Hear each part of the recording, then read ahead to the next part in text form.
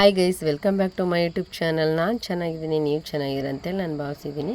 ಇವತ್ತಿನ ವೀಡಿಯೋನ ನಾನು ಶುರು ಮಾಡ್ತಾಯಿದ್ದೀನಿ. ಇವತ್ತಿನ ವೀಡಿಯೋದಲ್ಲಿ ಸಿಂಪಲ್ ಬ್ರೇಕ್ಫಾಸ್ಟ್ ಮತ್ತು ಲಂಚ್ಗೆ ಈಸಿಯಾಗಿರುವಂಥ ಟೇಸ್ಟಿಯಾಗಿರೋ ಸಾಂಬಾರು ರೆಸಿಪಿ ಶೇರ್ ಮಾಡಿದ್ದೀನಿ. ಜೊತೆಗೆ ನಮ್ಮನೆ ನಾಯಿ ಮರಿ ಹಾಕಿತ್ತು, ಅದು ಕ್ಯೂಟಾಗಿತ್ತು, ಅದನ್ನು ಸ್ವಲ್ಪ ಹಾಗೆ ವೀಡಿಯೋ ಮಾಡಿದ್ದೀನಿ. ವೀಡಿಯೋನ ಎಲ್ಲೂ ಸ್ಕಿಪ್ ಮಾಡಿದೆ, ಎಂಡ್ವರೆಗೂ ನೋಡಿ. ಯಾರೆಲ್ಲ ನನ್ನ ಚಾನಲ್ನ ಸಬ್ಸ್ಕ್ರೈಬ್ ಮಾಡ್ಕೊಂಡಿಲ್ಲ ಅವರು ಸಬ್ಸ್ಕ್ರೈಬ್ ಮಾಡ್ಕೊಂಡು ನೋಡಿ, ಸಪೋರ್ಟ್ ಮಾಡಿ. ಬನ್ನಿ ಇವತ್ತಿನ ವೀಡಿಯೋದಲ್ಲಿ ಏನೇನು ವೀಡಿಯೋ ಇದೆ ಅಂತ ನೋಡ್ಕೊಂಡು ಬರೋಣ. ಮೊದಲು ವಾಕ್ ಮಾಡ್ಕೊಂಡು ಬಂದೆ. ವಾಕ್ ಮಾಡೋಕ್ಕೆ ಹೋದಾಗ ಈ ರೀತಿ ವೆದರ್ ಇತ್ತು ಅಂತೇಳಿ ಇದನ್ನೆಲ್ಲ ಸ್ವಲ್ಪ ಹಾಗೆ ವೀಡಿಯೋ ಮಾಡ್ಕೊಂಡಿದ್ದೀನಿ. ತುಂಬ ಚೆನ್ನಾಗಿ ಕಾಣಿಸ್ತಾ ಇತ್ತು.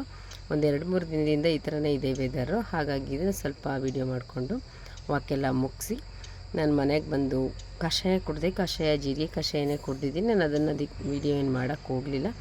ಅದಾದ ನಂತರ ನಾನು ಚಪಾತಿ ಮತ್ತು ಬೀಟ್ರೋಟ್ ಪಲ್ಯ ಮಾಡಿದ್ದೆ. ಅದನ್ನು ಕೂಡ ಒಂದು ಪ್ಲೇಟ್ಗೆ ಹಾಕಿ ನಾನು ಅದನ್ನು ಸ್ವಲ್ಪ ಹಾಗೆ ವೀಡಿಯೋ ಮಾಡ್ಕೊಂಡಿದ್ದೀನಿ. ಇದನ್ನು ನನ್ನ ಮಗಳಿಗೆ ಅಂತ ಬೆಳಿಗ್ಗೆ ಸ್ಕೂಲ್ಗೆ ಹೊರಟಿದ್ಲಲ್ಲ, ಅದು ತಿನ್ನೋಕ್ಕೆ ಅಂತೇಳಿ ರೆಡಿ ಮಾಡಿದ್ದೀನಿ.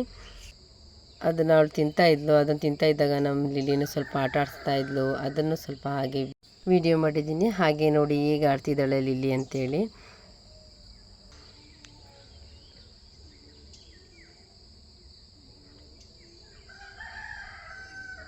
ಹಾಲೆಲ್ಲ ಕುಡ್ದಾಯಿತು. ಆದರೂ ಅವಳು ತಿಂಡಿ ತಿಂತಾಯಿದ್ಲಲ್ಲ, ಏನು ತಿಂಡಿ ಆದರೂ ಅವಳು ಚಪಾತಿ ಸ್ವಲ್ಪ ಹಾಕಿದ್ಲು.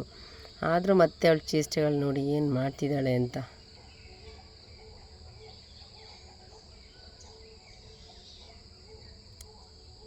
ನನ್ನ ಮಗಳು ಅಂದರೂ ಕೂಡ ಅವಳಿಗೆ ತುಂಬಾ ಇಷ್ಟ. ಅವಳ ಜೊತೆ ತುಂಬ ಆಟ ಆಡ್ತಾಳೆ.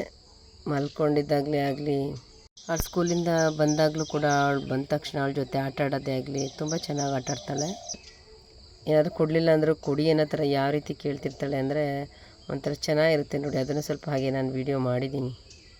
ಬೇಕು ಈ ರೀತಿ ಎಲ್ಲ ಆಟ ಆಡ್ತಿರ್ತಾಳೆ. ಅದರ ನಮಗೇನೋ ಒಂಥರ ಖುಷಿ ಅನ್ನಿಸ್ತಾ ಇರುತ್ತೆ. ನಿಮ್ಮನೆ ಬೆಕ್ಕುಗಳು ಕೂಡ ಈ ಥರನೇ ಇರ್ತವೆ ಅಂತ ಅನ್ಕೋತೀನಿ. ನೋಡಿದ್ರಲ್ವ ಹೇಗೆಲ್ಲ ಆಟ ಆಡ್ತಾಳೆ ಅಂತ. ಇದೇಷ್ಟೇನೆಲ್ಲ ಇನ್ನೂ ಆಟ ಆಡ್ತಾಳೆ, ಚೇಷ್ಟೆ ಮಾಡ್ತಿರ್ತಾಳೆ. ನನ್ನ ಮಗಳು ಕೂಡ ಗುಳುಕೋತಾ ಇರ್ತಾಳೆ, ಹೊಡಿಯೋದು ಆ ಥರ ಎಲ್ಲ ಮಾಡ್ತಿರ್ತಾಳೆ.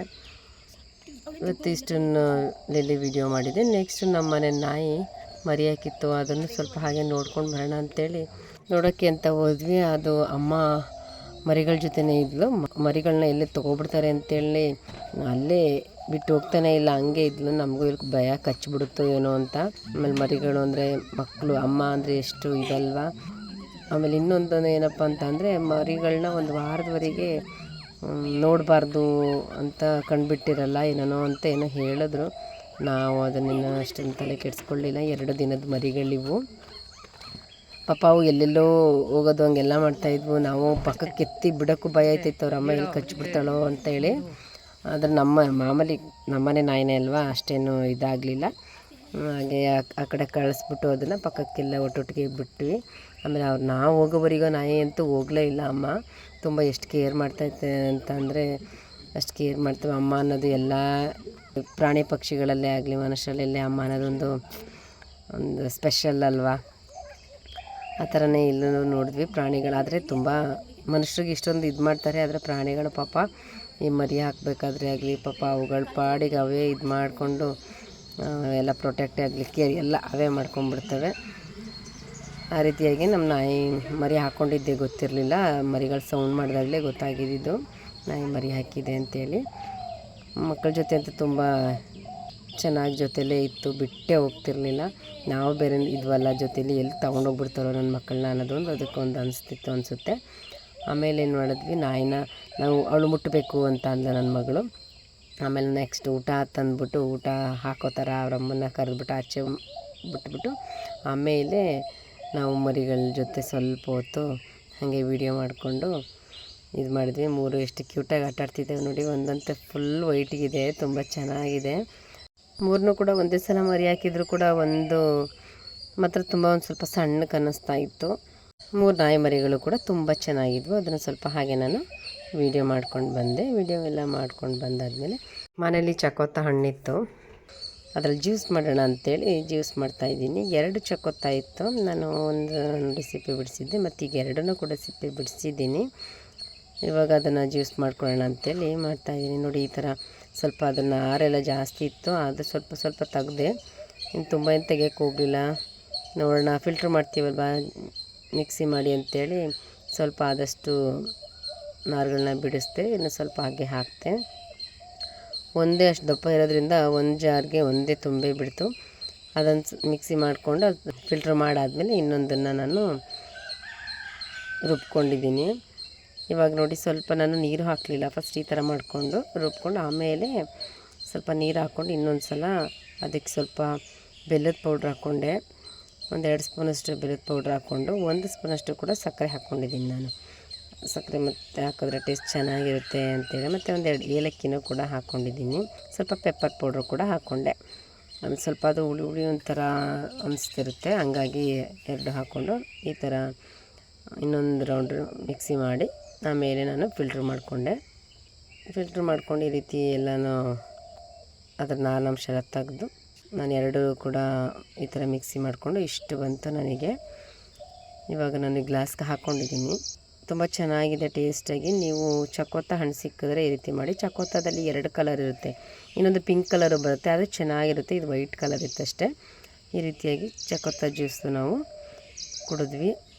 ಈ ಸಮ್ಮರ್ ಸೀಸನ್ ಅಂತ ಜ್ಯೂಸ್ ಕುಡಿಬೇಕು ಅಂತಲೇ ಅನ್ನಿಸ್ತಿರುತ್ತೆ, ಹಾಗಾಗಿ ಆ ಜ್ಯೂಸನ್ನು ಕೂಡ ಕುಡಿದು ನೆಕ್ಸ್ಟ್ ಮಧ್ಯಾಹ್ನಕ್ಕೆ ಏನಪ್ಪ ಅಡುಗೆ ಮಾಡೋದು ಅಂತ ಅನ್ನಿಸ್ತಾ ಇತ್ತು. ಅಷ್ಟೊತ್ತಿಗೆ ಸೋರೆಕಾಯಿ ಇತ್ತು ಅಂಥೇಳಿ ಸೋರೆಕಾಯಿ ನಾನು ಸಾಂಬಾರು ಮಾಡೋಣ ಅಂತೇಳಿ ಅಂದ್ಕೊಂಡೆ. ಈ ಥರ ನೋಡಿ ಸೋರೆಕಾಯಿನ ಕಟ್ ಮಾಡಿ ಇಟ್ಕೊಂಡಿದ್ದೀನಿ ನಾನು.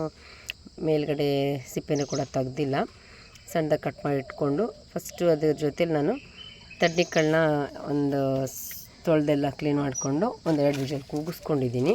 ಅದು ಕೂಗಿಸಾದ ನಂತರ ಅದಕ್ಕೆ ಒಂದು ಬೇರೆ ಪಾತ್ರೆಗೆ ನಾನು ಒಂದು ಒಗ್ಗರಣೆ ಹಾಕೋತಾಯಿದ್ದೀನಿ ಸಿಂಪಲ್ಲಾಗಿ. ಸಾಸಿವೆ, ಜೀರಿಗೆ, ಕರಿಬೇವಿನ ಸೊಪ್ಪು, ಒಣಮೆಣಸಿನ್ಕಾಯಿ ಮತ್ತು ಈರುಳ್ಳಿ ಎಲ್ಲ ಹಾಕಿ ಒಗ್ಗರಣೆ ಹಾಕಿ, ಅದಾದ ನಂತರ ನಾನು ಸೋರೆಕಾಯಿ ಎಲ್ಲ ತೊಳೆದಿಟ್ಕೊಂಡಿದ್ನಲ್ಲ ಅದನ್ನು ಕೂಡ ಹಾಕಿ ಒಂದು 2 ಸೆಕೆಂಡ್ ಅಷ್ಟೇ, ಏನು ಜಾಸ್ತಿ ಏನು ಇದು ಮಾಡ್ತಿಲ್ಲ. ಹಾಗೆ ಒಂದು 2 ಸೆಕೆಂಡ್ ಅದನ್ನು ಸೋರೆಕಾಯಿನ ಬಾಡಿಸ್ಕೊತಾಯಿದ್ದೀನಿ. ಬಾಡಿಸ್ಕೊಂಡು ನಾನು ಇದು ತಡ್ನಿಕಾಳನ್ನ ಒಂದು 2-3 ವಿಷಲ್ ಕೂಗಿಸ್ಕೊಂಡಿದ್ದೀನಿ. ಯಾಕಂದರೆ ಅದು ಹಸಿದಲ್ವಲ್ಲ, ಒಣಗಿರೋದಲ್ವ, ಹಾಗಾಗಿ ನೆನೆಸಿಟ್ರೂ ಆಗುತ್ತೆ. ನಾನು ನೆನೆಸಿರಲಿಲ್ಲ, ಡೈರೆಕ್ಟಾಗೇ ಸಪ್ರೇಟ್ ಕುಕ್ಕರಲ್ಲಿ ಕೂಗಿಸ್ಕೊಂಡಿದ್ದೀನಿ. ಸೋರೆಕಾಯಿನ ಕೂಗಿಸೋ ಅವಶ್ಯಕತೆ ಇರಲ್ಲ, ಯಾಕಂದರೆ ಅದು ಬೇಗ ಬೆಂದ್ಬಿಡುತ್ತೆ. ಹಾಗಾಗಿ ನಾನು ಕಾಳನ್ನ ಮಾತ್ರ ಸಪ್ರೇಟ್ ಕೂಗಿಸ್ಕೊಂಡು ಈ ರೀತಿ ಈಗ ಸೋರೆಕಾಯಿ ಜೊತೆಲಿ ಹಾಕ್ತಾಯಿದ್ದೀನಿ. ಒಳಗಡೆ ಹಾಕಿ ಎಲ್ಲ ಮಿಕ್ಸ್ ಮಾಡ್ಕೊಳ್ಳಿ.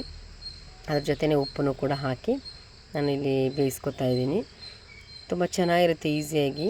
ಇವೆರಡು ಕಾಂಬಿನೇಷನ್ ನಾನು ಮಾಡಿರಲಿಲ್ಲ, ಇವಾಗ ಟ್ರೈ ಮಾಡಿದ್ದು ತುಂಬ ಚೆನ್ನಾಗಿತ್ತು. ಇವಾಗ ನಾನು ಅದಕ್ಕೊಂದು ಮಸಾಲೆನೂ ಕೂಡ ಸಿಂಪಲ್ಲಾಗಿ ರುಬ್ಕೊಂಡಿದ್ದೆ. ಟೊಮೊಟೊ ಹಣ್ಣು, ಈರುಳ್ಳಿ, ಬೆಳ್ಳುಳ್ಳಿ, ಕೊತ್ತಂಬರಿ ಸೊಪ್ಪು, ಒಂಚೂರು ಶುಂಠಿ ಎಲ್ಲ ಹಾಕ್ಕೊಂಡು ಒಂದು ಸಿಂಪಲ್ಲಾಗಿ ಅದಕ್ಕೊಂಚೂರು ಕಾಯನ್ನು ಹಾಕ್ಕೊಂಡಿದ್ದೀನಿ. ಹಾಕ್ಕೊಂಡು ನೋಡಿ ಇಲ್ಲಿ ಜಾರಾಗಿ ರೆಡಿ ಮಾಡಿ ಇಟ್ಕೊಂಡಿದ್ದೆ. ಜೊತೆಗೆ ಒಂದು ಸ್ವಲ್ಪ ಹುಣಸೆಹಣ್ಣು ಹಾಕ್ಕೊಳ್ಳಿ, ತುಂಬಾ ಚೆನ್ನಾಗಿರುತ್ತೆ. ಟೊಮೊಟೊ ಹಣ್ಣು ಹಾಕಿದರೂ ಕೂಡ ಹುಣಸೆಹಣ್ಣು ಕೂಡ ಹಾಕ್ಕೊಳ್ಳಿ, ತುಂಬ ಚೆನ್ನಾಗಿರುತ್ತೆ. ಮತ್ತು ಅದೊಂದು 2 ರೌಂಡ್ ರುಬ್ಬಾದ್ಮೇಲೆ ನಾನೀಗ ಸ್ವಲ್ಪ ಖಾರದ ಪುಡಿನ ಹಾಕ್ಕೋತಾ ಇದ್ದೀನಿ, ಸಾಂಬಾರು ಪುಡಿನ ಹಾಕ್ಕೊಂಡು ಅದನ್ನು ರುಬ್ಕೋತಾ ಇದ್ದೀನಿ. ನೋಡಿ ಈಗ ರುಬ್ಕೊಂಡಿದ್ದಾಯಿತು. ರುಬ್ಕೊಂಡ ನಂತರ ಇಲ್ಲಿ ಕಾಳೆಲ್ಲ ಬೇಯಕ್ಕಿಟ್ಟಿದ್ವಲ್ಲ ಅದ್ರ ಜೊತೆ ಈಗ ಹಾಕ್ಕೊಂಡು ಹಾಗೆಯೇ ಒಂದು 2 ಸೆಕೆಂಡು ಬೇಯಿಸ್ಕೊಳ್ಳಿ.